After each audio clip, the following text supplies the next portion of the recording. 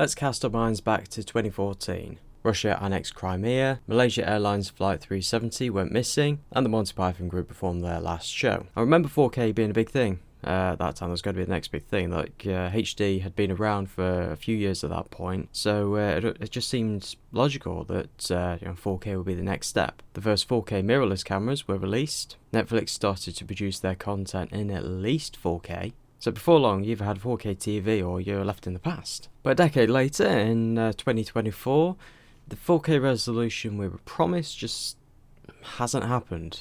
Sure, a lot of TV and films are produced in 4K, streamers have 4K options, only if you pay them more money, and most phones have an option to record in 4K, but the majority of screens that you do see tend to still be 1080p, and even if you have a 4K screen to view 4K stuff, a lot of things just are only available in 1080p. And I get that some of you watching maybe more in the 4K scene than I am, and I see the irony considering this video will be available to view in 4K. But that's a good point. How many of you are watching this in 4K right now? Be interesting to know that. If you are, please let me know down below. I guess that's the thing with YouTube, that people are often consuming the content while they're doing something else like cooking, cleaning, eating, and all those pixels, if they are watching in 4K, would really go to waste. 4K video takes up more bandwidth and more file space. And a question has to be asked about diminishing returns. Is the gap between high definition and 4K in terms of the wow factor for the general public enough to justify the cost? Or is it just not as big as the previous wow factor between standard definition and high definition? When we look at home media, a lot of older films were remastered into high definition and released on Blu-ray, and a lot of them looked really, really good and benefited from it. And the reason why we got so many, not only because the remasters were actually really good, but also because that they were financially successful. They wouldn't have made so many of them or remastered so many films if it wasn't. And that's the thing with remasters, they take time and money to do, and it's going to take better equipment to remaster something at a higher resolution, and if the demand isn't there, then can they really justify the cost? So we likely won't see as many. So despite it being pushed by certain spheres, 4K isn't as popular as HD was back when it first came out. So question is, do we need it? There's an optimal distance to be from the screen depending on the size and the resolution. If you get right up to a screen, you see all the individual pixels, but if you back away from it, just to the point where you can no longer see each pixel, that is the start of your optimal viewing range. Your optimal viewing distance from a screen is dependent on a few factors, be it the size of the screen, the resolution, and the pixel density. For example, the optimal viewing range for the phone is going to be a lot closer than it is for a TV screen, because even though they have probably the same amount of pixels, the phone has a higher pixel density compared to a TV. My screen here is about 24 inches and it's 1080 by 1920, so that means the viewing resolution is somewhere between 38 centimeters and 102 centimeters, which is about where I sit.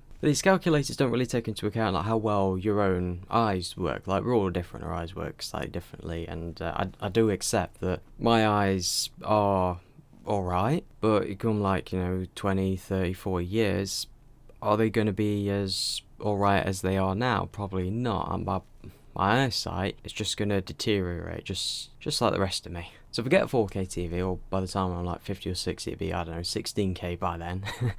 Will my eyes be good enough to enjoy it, and for how long for? Really, the age-old question, is it worth it? If you are a 4K person, you have a 4K TV, you watch most of your stuff in 4K, your answer will be yes, and more power to you. I don't want to take that away from you. At the same time, you're also not the average consumer, and in all fairness, neither am I. A graph that was posted to r/4K Blu-ray by Nakthenud shows that 4K Blu-ray sales reached 13.9% in 2022, the highest they have been, but still well below Blu-ray's 32.5%, and DVDs still taking up more than half the sales with 53.5%. Now it's important to note that this is the proportion of physical media being sold, that the total amount of physical media unfortunately has been decreasing over the past few years. So it's interesting to see that 4K Blu-ray has been slowly increasing in sales, but DVDs still have the lion's share of the sales, which, honestly, I found surprising. I knew it would be high, but not that high. I thought it would be 40%. Something I'm thinking of is why would someone buy a DVD if there's another option that is better quality? And the answer probably is staring me right in the face there: cost. it will cost more to buy a Blu-ray than it would do to buy a DVD. And really, aside from resolution and colours and fidelity and whatnot, what is the difference between a DVD of a film and a Blu-ray of that same film?